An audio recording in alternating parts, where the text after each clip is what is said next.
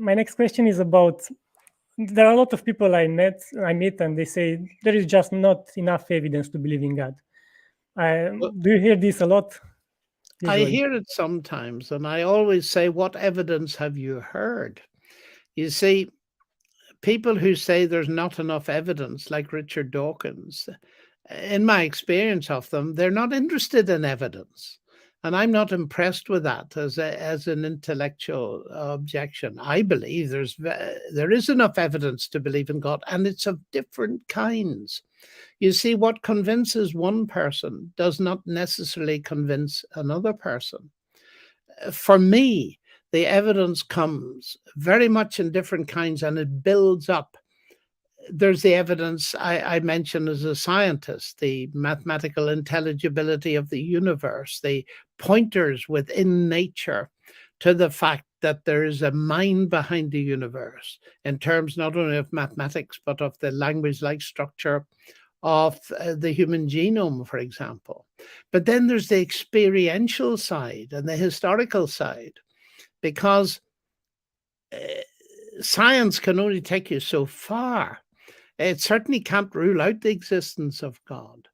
But I believe in the historical evidence because I happen to be a Christian. If we look at the universe and decide there's a mind behind it, then the next question to ask is, who is this mind? Who is this God? What's he like? And there you have to go on the evidence of two things: one, history, the other, experience. And Christianity makes highly credible claims, but you need to investigate them.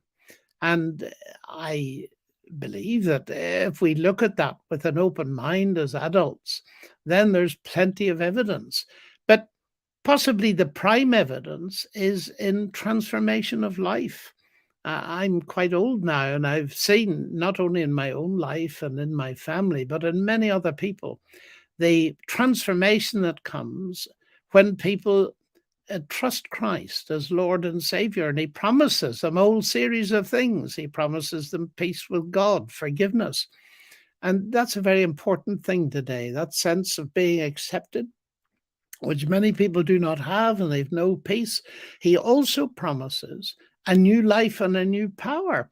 And when you see people who are in despair or they don't know what they have to live for, and 6 months later, you meet them again, as I've done on several occasions, and they're completely transformed. And you say, what has happened to you? And they say, they may put it different ways. I became a Christian. I met Jesus. I was born again.